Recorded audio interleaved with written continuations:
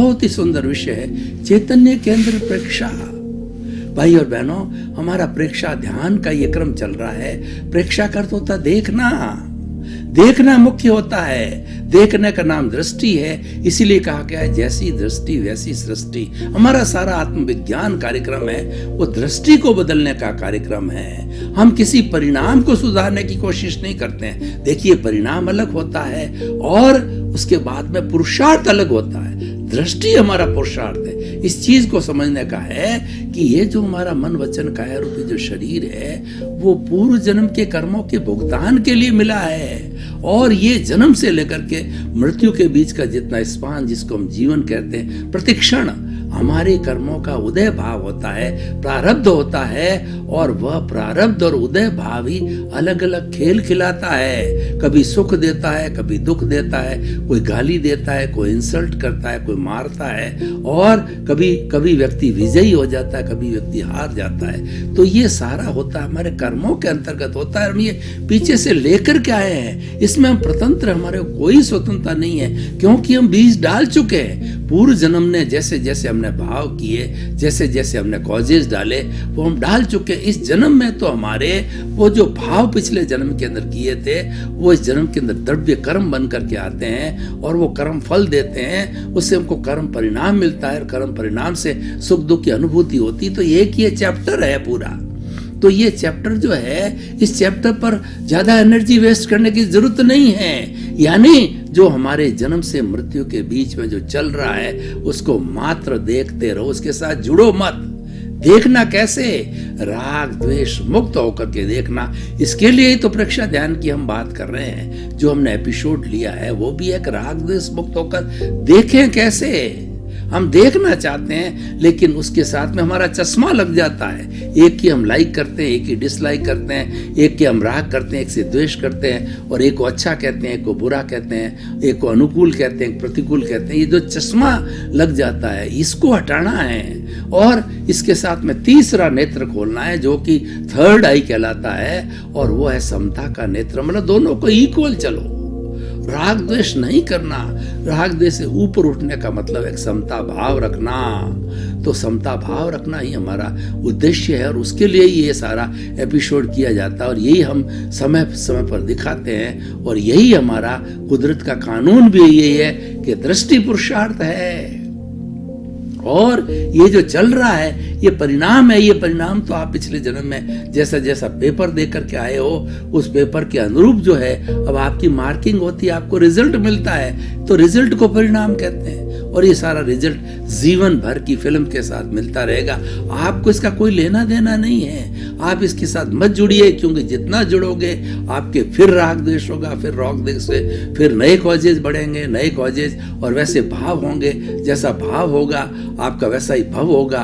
भाव बिगाड़ोगे तो भाव बिगड़ेगा, भाव सुधारोगे तो भाव सुधरेगा। इसके साथ जुड़ो मत और आप तो अपनी दृष्टि में रहो। आप पुरुष बन गए हो, पुरुषार्थ करो। पुरुषार्थ क्या है? मैं तो शुद्ध आत्मा हूँ, मैं तो जानने वाला हूँ, मैं तो देखने वाला हूँ, और मैं ज्ञाता हूँ, मैं तो दृष्टा हूँ, और मैं अशरीरी हूँ, मैं अजन्मा हूँ, और मन वचन काया और उसकी हर गतिविधि से मुक्त ऐसा मैं शुद्ध आत्मा हूँ। तो अपने आप को शुद्ध आत्मा का अनुभव करना।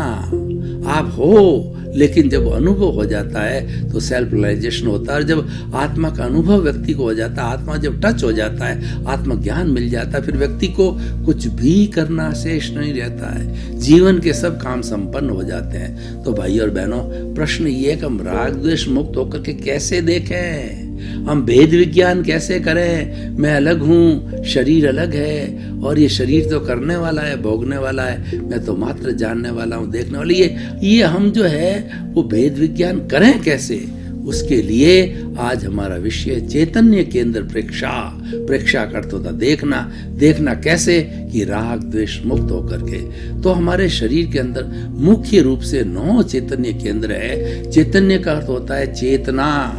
जहां पर चेतना कंसंट्रेट होती है वो चैतन्य केंद्र मतलब सेंटर। वो एक ऐसा सेंटर होता है वहां पर आत्मा का जो चित्त की शक्ति है वो सघन रहती है। तो इसीलिए, और वहाँ पर हम अगर मेडिटेशन करते हैं, उस स्थान पर लेश्या ध्यान करते हैं तो बड़ा कारगर होता है और जीवन में एक रूपांतरण आता है, जीवन में एक परिवर्तन आता है, जीवन में शांति आती है, आनंद आती है, बीमारियाँ ठीक होती है और समस्त समस्याओं का समाधान जो है ये चैतन्य केंद्र प्रेक्षाओं को करने से होता है। विश्व के अंदर, हमारे जीवन के अंदर ऐसी कोई भी चीज़ नहीं है जिसको कि हम चैतन्य केंद्र प्रेक्षा और लेश्या ध्यान जो है ध्यान करके उस चीज़ को नहीं जला सकते। सारी बीमारियों को हम चैतन्य केंद्र के ऊपर जो है ध्यान करके जला सकते हैं, क्योंकि चैतन्य केंद्र पर हमारा प्रभु सघन रहता है, हमारे प्रभु की हाजिरी होती है और जहाँ प्रभु की हाजिरी है वहाँ हमारी मारवाड़ी भाषा में कहा जाता लीला लहर है। मेरा प्रभु है। जब मैं हाथ हिला रहा हूँ, जब मैं बोल रहा हूँ, मैं इतनी जोर से बात कर रहा हूँ और प्रभु ना हो तो डॉक्टर कहेगा नाउ इट इज डेड, ये डेड बॉडी है, ले जाइए ले जाइए। जो और परिवार वाले लोग आएंगे वो कहेंगे कि भाई जल्दी करो, कीड़े लग रहे हैं, इसका खून सूख गया है, पानी बन गया है और रिलेटिव आ गए हैं, जल्दी करो और उसको लगा करके, और जो है आजकल तो जो सारी इलेक्ट्रॉनिक फर्नेस हो गई है, 10 मिनट में स्वाहा उसको समाप्त कर दिया जाता है। तो मोल किसका है? मोल चेतना का है। ये तो एक तो माध्यम है, ये तो भुगतान का माध्यम, ये करना पड़ेगा, चाहे आप रोके करो चाहे हंस के करो, क्योंकि आप लेके आए हो, आप बीज डाल चुके हो, ये तो उसका फल मिल रहा है। तो भाई और बहनों, उन चैतन्य केंद्रों की हम बात करते हैं। सबसे पहला चैतन्य केंद्र हमारा जहाँ चोटी होती है शास्त्र सार का, यह ज्ञान केंद्र।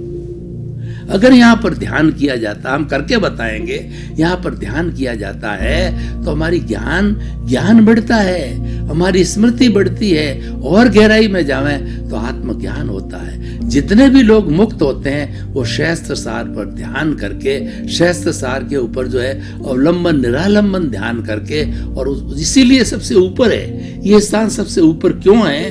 कि ये मुक्ति की ओर ले जाने वाला है।